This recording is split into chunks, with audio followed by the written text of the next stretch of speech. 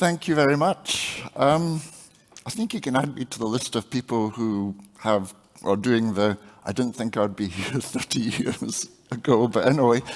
Certainly, I didn't think I'd be here in 1994, and just helping put the LINX together was just kind of another job, building another rack in Docklands in London. But anyway, so here I am.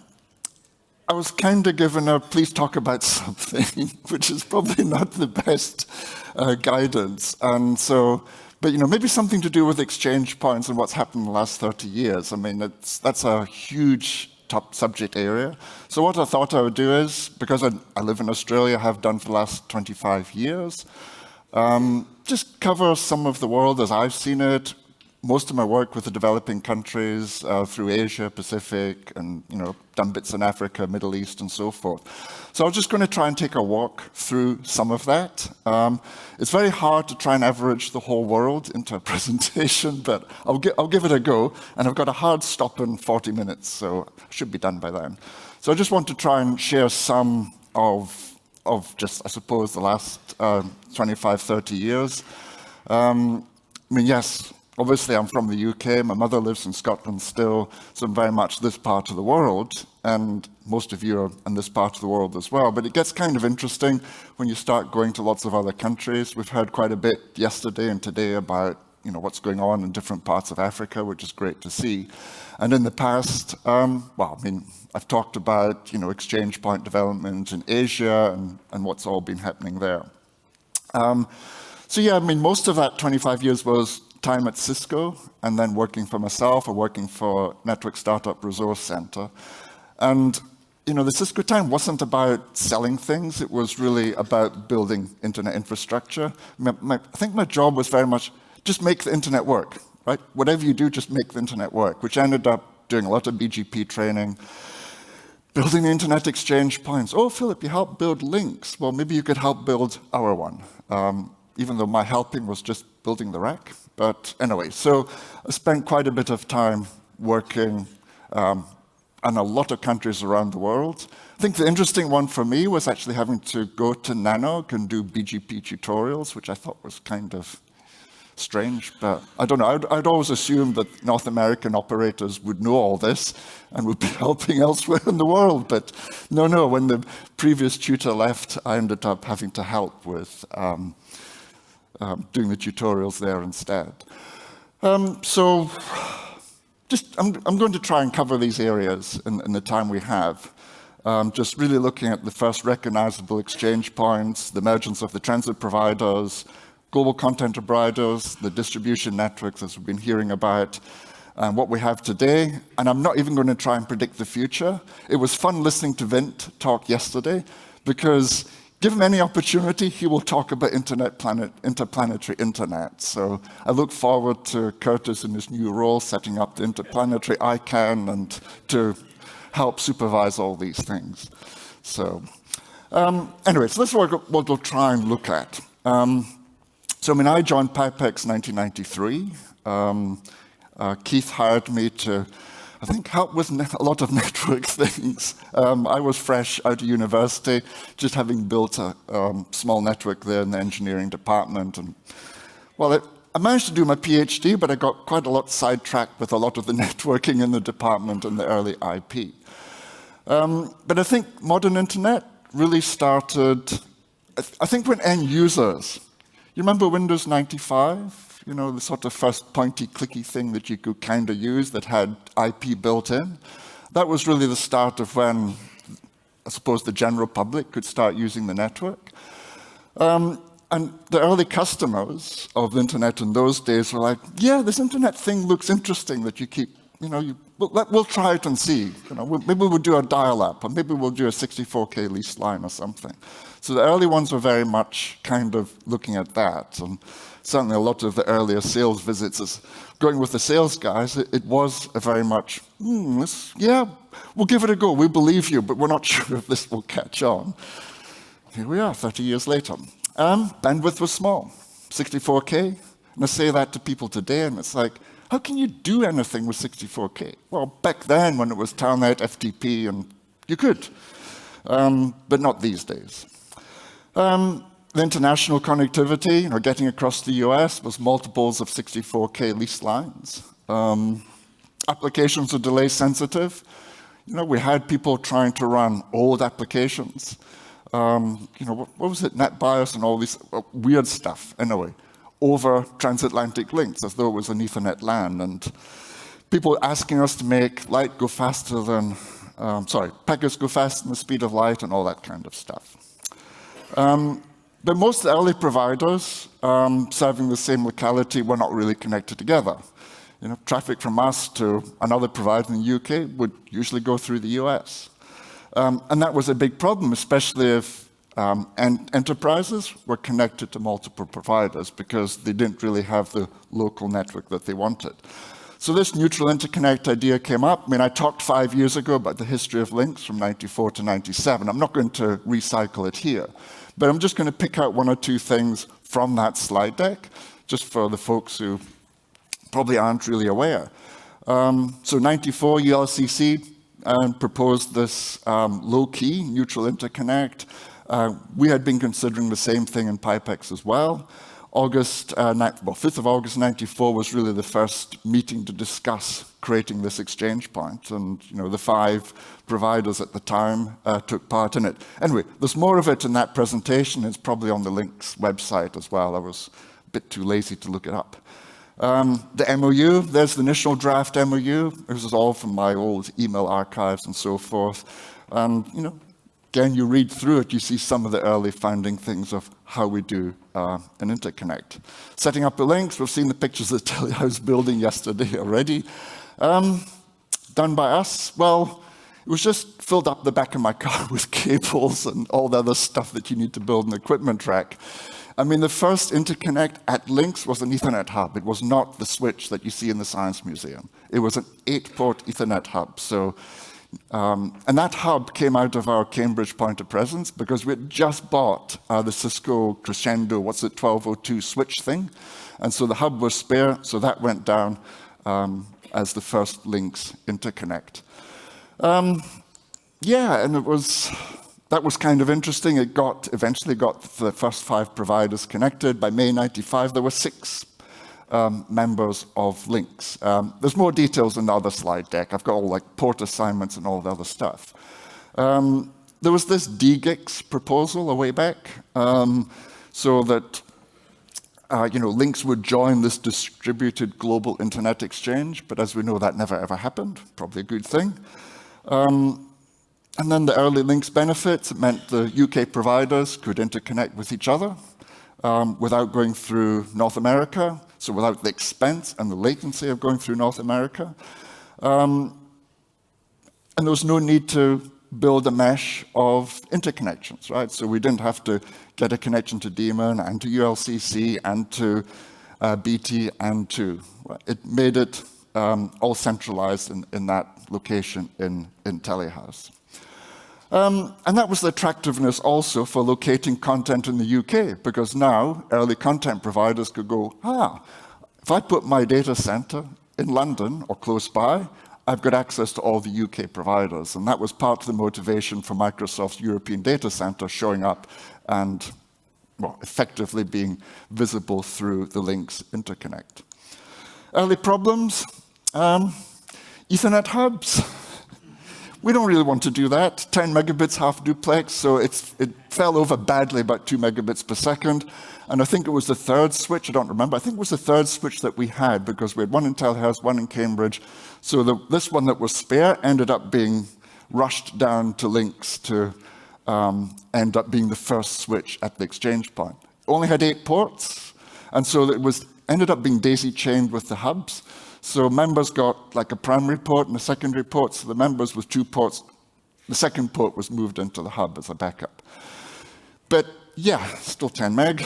Lots of lessons. These are familiar now, but this was looking back at the time. And the thing is, I put this slide in here simply because I'm still helping today building exchange points.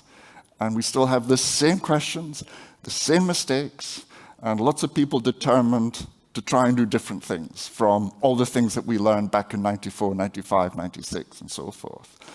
So, plenty of switch ports is not a problem today, but I still see folks, oh yeah, an 8-port switch or 16-port workgroup switch will be just fine. Like, how many members do you think you're going to get? 4 to 8-port is almost the standard 10-gig switch today. So why are people scrimping and doing small things like that? So there's all these other things. The other big one is this fault-tolerant, reliable infrastructure. I probably shouldn't say this on a webcast thing, but I was shocked when I walked into May East years ago. It was in a car park in Falls Church. You could walk into the thing. It was right there. You could walk in, and this was like the center of the internet on the East Coast. And it was like, this can't be an exchange point, seriously. But there's still today, people are kind of, oh, we'll just put the switch in a garage somewhere, or a cleaner's cupboard, or under the stairs. Whereas you've got all the country's traffic running through this interconnect, treated as the critical infrastructure that it absolutely is. So there's all these things that we learned way back then. I mean, okay, LINX was in Telehouse at the start, which was the right decision, but that was still a big discussion amongst the initial members. So today, we think we know what the best practices are. I don't know how many exchange points there are in the world. I just searched for IXP in PeeringDB and got over 300 hits. They're probably easily over 1,000. So this is just kind of waving hand. But we still have many locations without an exchange point, and locations that need it. And some of them say, we don't need an exchange point here. Our incumbent will exchange all our packets for us, okay, with lots of money exchanging hands as well. So it stifles a lot of the interconnect and innovation that we see at those exchanges. And of course, all of us who have been involved in running IXs, the LINX staff, all know what works. But we still get people today who are determined that they can do better than we have been able to do over 30 years. And all the experience we've had, oh, no, Philip, you don't know what you're talking about. This is what works here. We're different. Of course you're different. So let's look at transit. So early internet really was all transit. We had to pay for the link across the Atlantic, and we had to pay for the transit from the big provider. That was the common model at the time, and that was very, very expensive. And of course, more and more access providers meant that we have more opportunity for transit. So you saw this quite significant growth of transit providers everywhere. And the providers in the US that provided the coast-to-coast, the East Coast, West Coast transit, really, those are the ones that morphed into being the global tier ones as it was. I mean, one thing when I moved to Australia, I started looking at the routing table. I mean, some of you are probably aware of the CIDR report that Tony Bates started in, I think it was 94. So when I joined Cisco, he became important, and so I took over the CIDR report for a bit. But it just showed the global top, worst providers, I suppose, the ones who are deaggregating the most. And so I started chopping it up into regions, into registry regions. And so, I dug up my old data, and, 28th of February 99, transit providers, we had 40, as in only providing transit ASs. Whereas today, we're up to 532. And so it's been like that 13 times growth in transit providers, whereas at the edge, or the routing table, I should say, has grown about 17 times in that last, what was that? About 25 years. So it's just interesting to see how that opportunity has changed everywhere. Let's not forget research and education networks, and I'm not saying that simply because I do work for Network Startup Resource Center. They're an important part of the the internet ecosystem as well. So commercial internet grew out of that R&E infrastructure, and I think the early folks probably remember, if you sign up for a PIPEX service in 1993, 94, you had to sign the NSFNet AUP. I will not do commercial blah, blah, blah across this network. And if you said, excuse me, I'm going to do commercial, you didn't get access. Of course, that affected everybody, and that gave rise to the coast-to-coast providers in the US to bypass the R&E network infrastructure. So But of course, the commercial internet grew, the research and education infrastructure grew as well with the national RANs. Each country had its own research and education network, like we had Janet. I think it's still called Janet somehow today, but Janet back then. And the regional RANs, for example, like we have Giant here in Europe. And of course, the RANs turn up at exchange points, and they're a very, very important part. What do students use for internet access when they go home? Right? It's a commercial provider. So they need access to the universities and all the infrastructure and everything that the research and education network provides. So the RANs are a very important component, I find, globally, of facilitating exchange points. The RAN is active. Quite often, the RAN is the host of the exchange point. I mean, if I look at Guam, for example, University of Guam hosts the first open neutral exchange point on Guam. Right? So this is quite a common thing that you see as well, because it's in the interest of the university and for all the students to get best access to the resources. So this gave really the rise of, the next thing to look at is the regional exchange point, the rise of those. Because exchange points were just for the local internet, local traffic.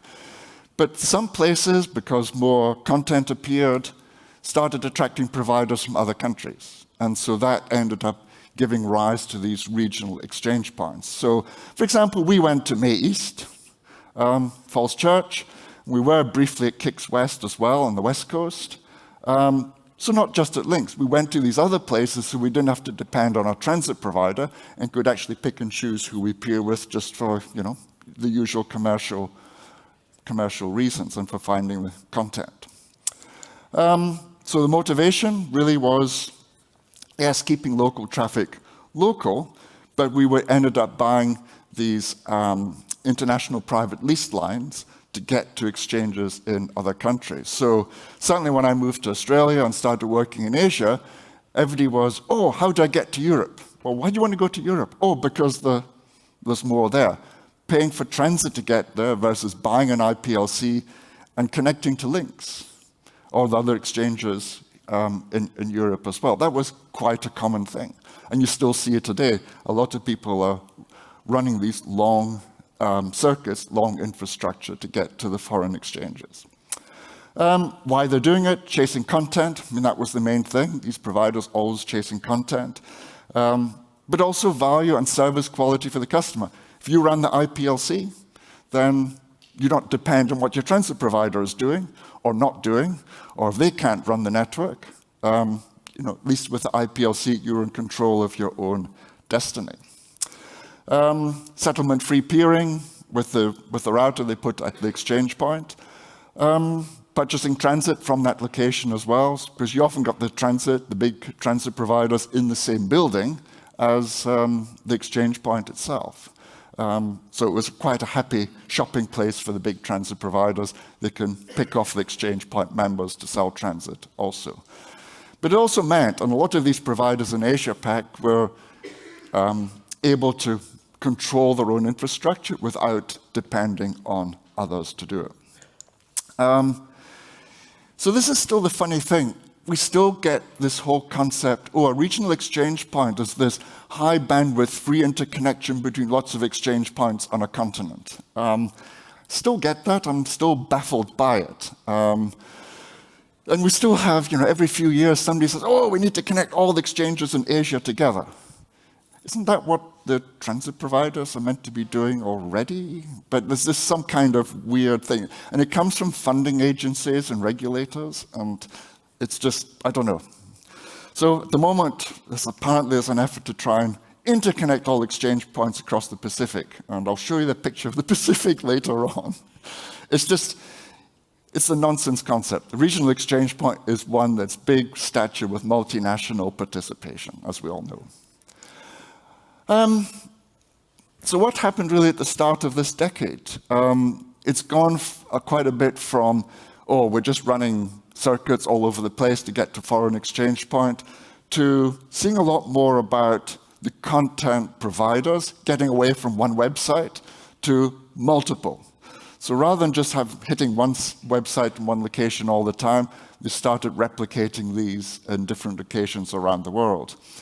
So we started seeing the content distribution networks, as well as the content providers setting up all these locations, and then they would replicate the data in their own infrastructure across that.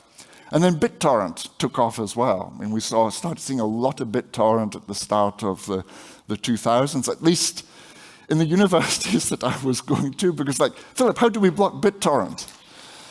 Yes, how do you block BitTorrent? And the reason for all this content distribution was because the latency, people were starting, YouTube was in its very, very early days. People wanted access to content and quickly and at reasonably high bandwidth. And of course, transit costs. If you're sending the same data over the same long-haul transit links, it clogs up all these links with the same info. People were running squid caches. That rapidly got less and less useful as we moved from HTTP to HTTPS. The usual things about trying to block BitTorrent, which, yeah, good luck doing that. And content providers starting to build their own content distribution network. And then, of course, we know things like Google's global cache and so forth. And so content really became it. By the late, by 2009, 10, 11, everybody was chasing content everywhere, but the content providers were coming closer. So we started seeing the content providers in Singapore rather than having to go all the way to the west coast of North America. This really improved performance, so people did more. They downloaded more and consumed more. And of course, that then gave pressure for improvements on the access network, because people were not happy about, the very, very slow access network they're having. So that was pressure on access providers to improve infrastructure and so forth. And some countries, you've got choices of the technologies you use. I mean, even today in Australia, it's still the mobile operators competing with the national broadband network for customers, because the mobile say, your 5G is much better than the NBN, and the NBN is like, it's fiber access to the home-ish, the street, or at the end of the road. So there is that competition with that access. So access speeds now have gone up considerably. And I'm saying this slide as my mum sits 2 miles from a major town in the east coast of Scotland with her 1 megabits per second DSL, and that's all she will ever get. So, unless she moves to a mobile phone, which she won't do. So, but you see a lot of this pressure on the access now. We've had presentations, I don't know if it's ever been at LINX, but certainly at some of the NOGs, where folks have said, right, it's the end of transit. No more transit, it's just all content, and transit providers go home. Well, we still need to get to the whole internet. I mean, for sure, 80% or whatever of the traffic is going to be content, but there's still the rest. The R&E networks still need to move data all around the world.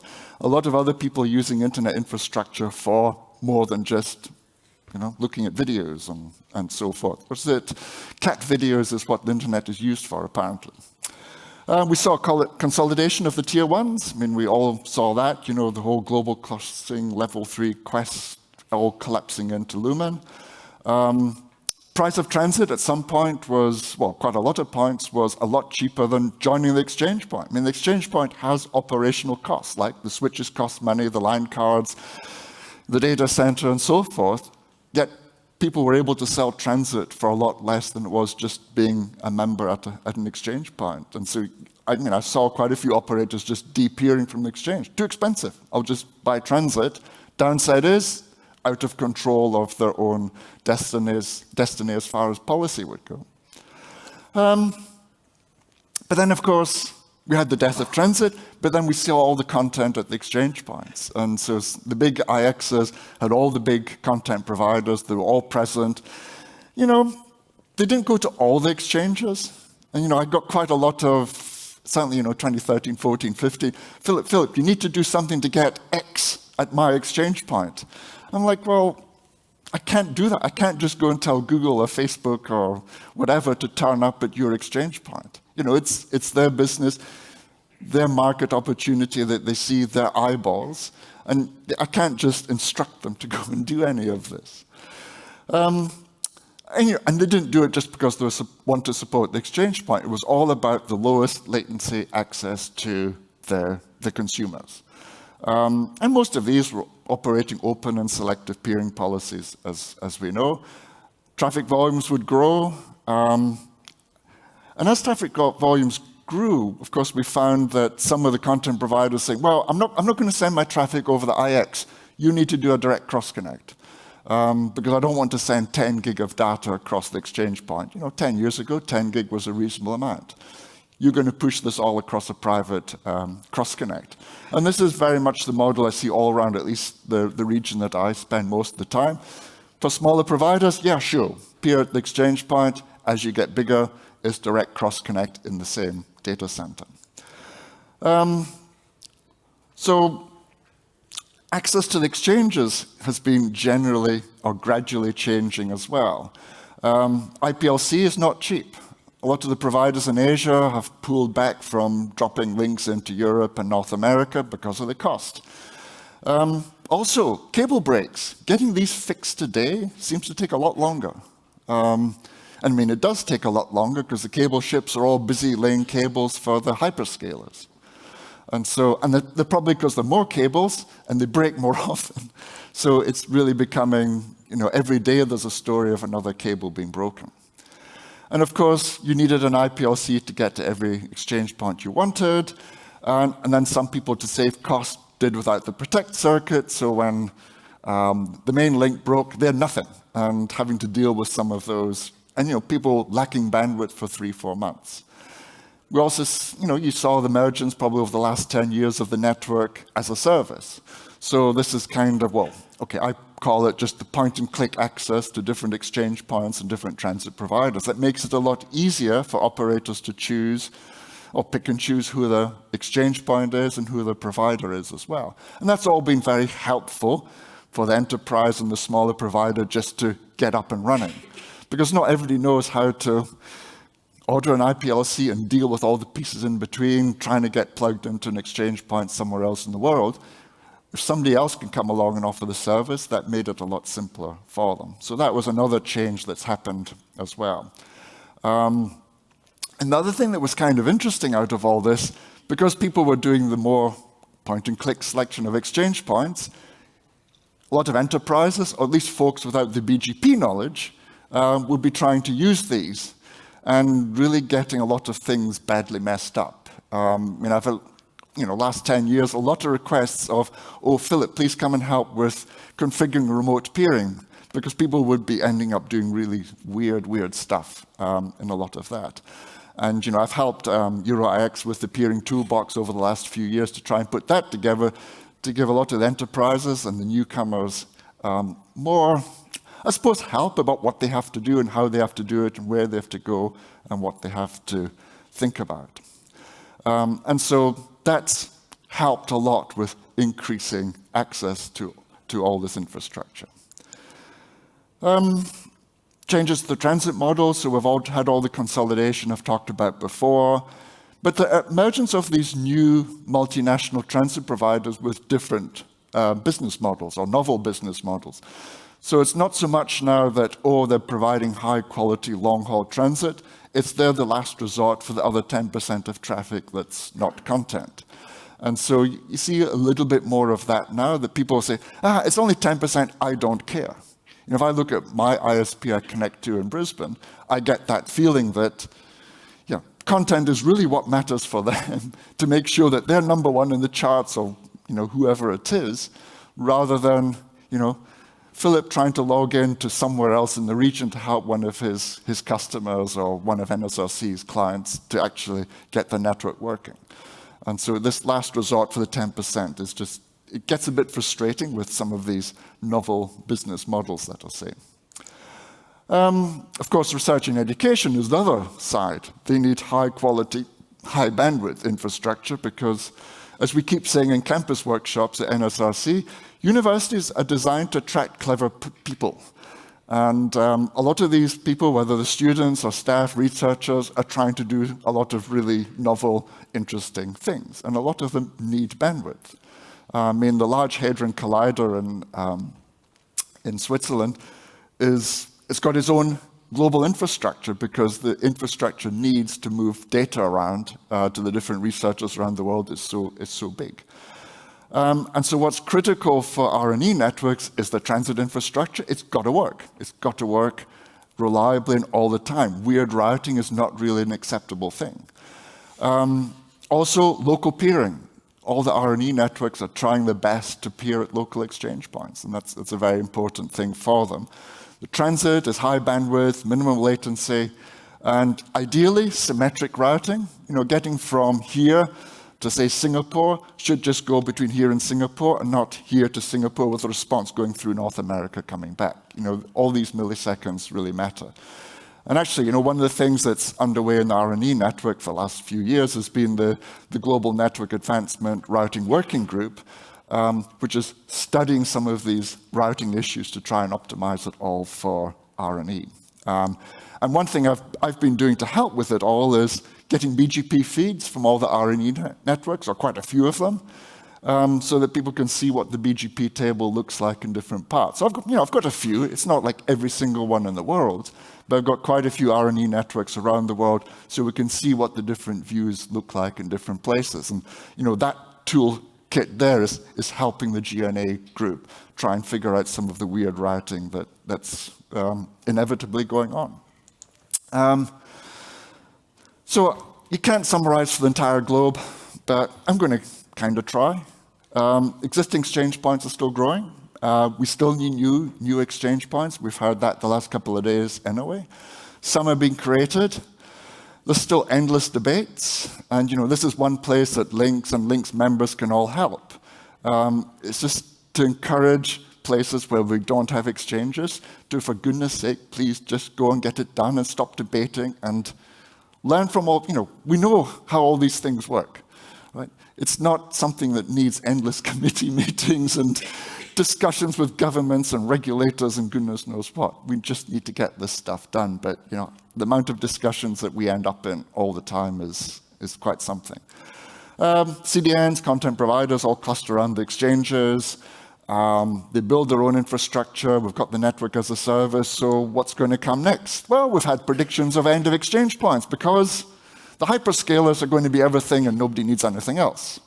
So that's like death of transit was 10 years ago.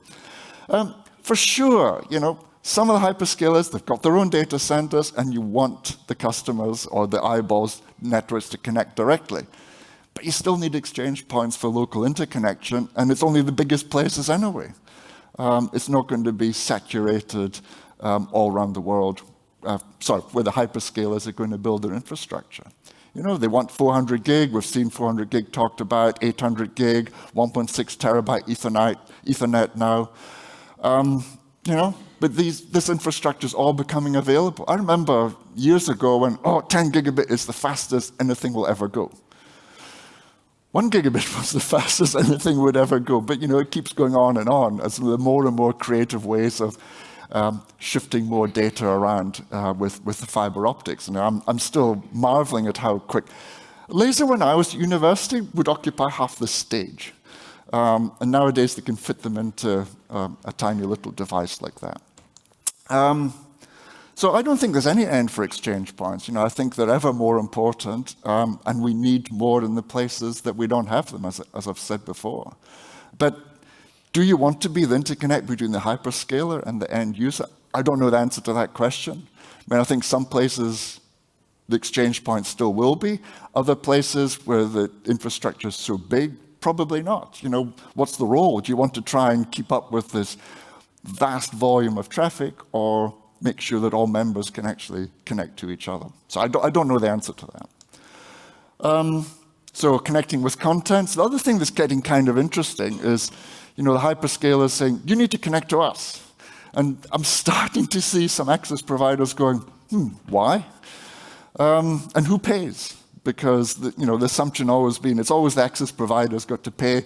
Initially, it was paying to get to the other side of the planet, and now it's paying to access the hyperscaler. So what's going to happen when the access provider says no? And I think the small one can't really say anything. They've got to either do it or die.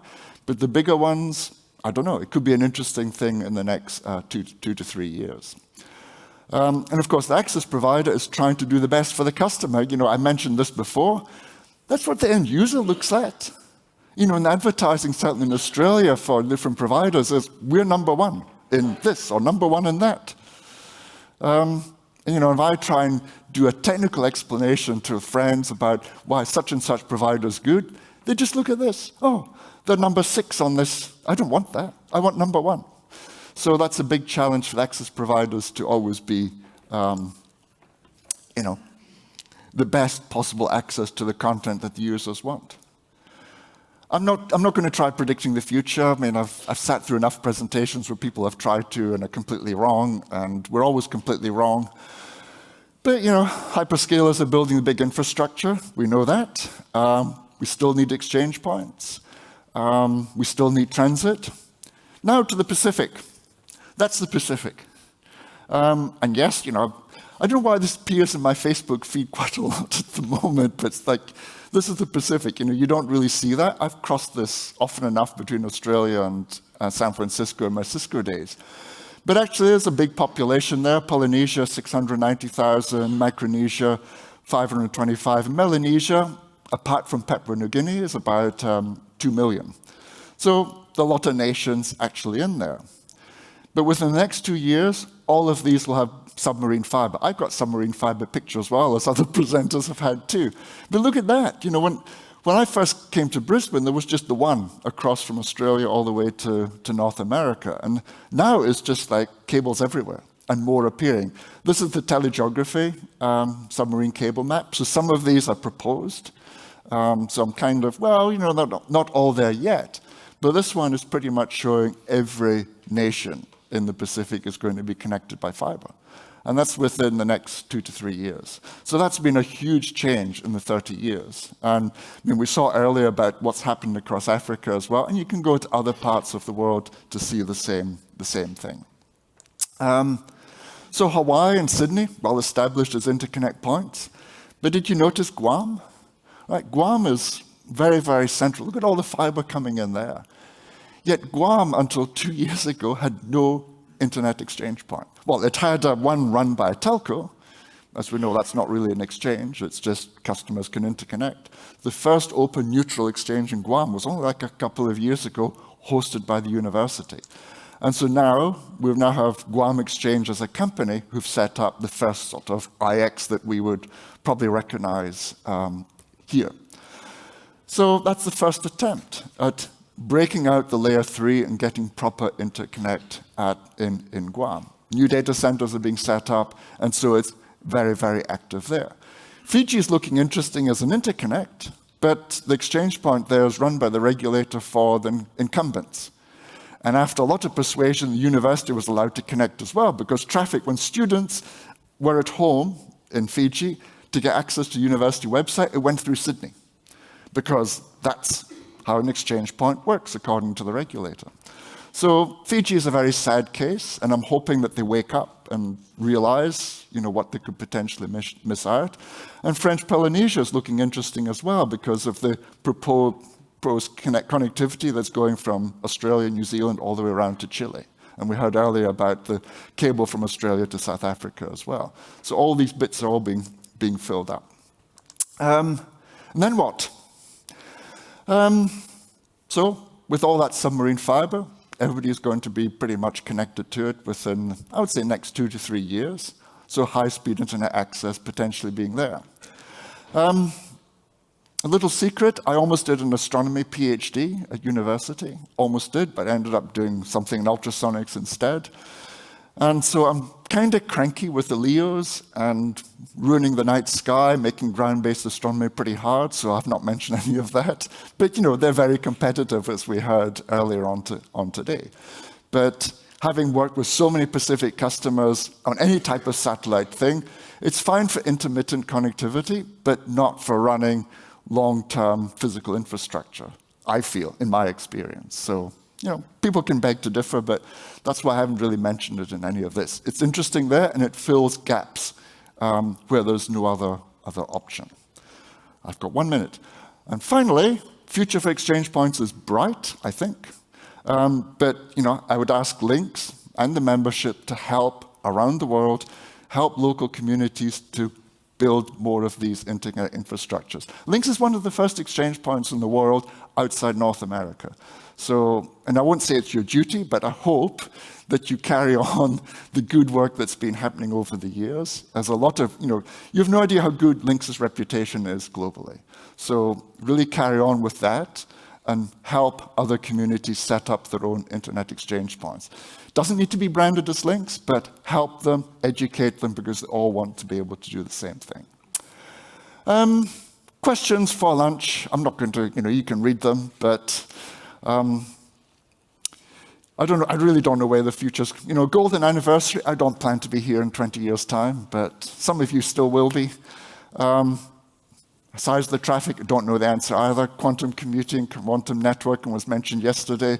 I've no idea what that's going to do to data infrastructure, and I've not mentioned AI on purpose. So, but who knows what that will do. Anyway, I think you need to do your EGM now. Thanks all very much.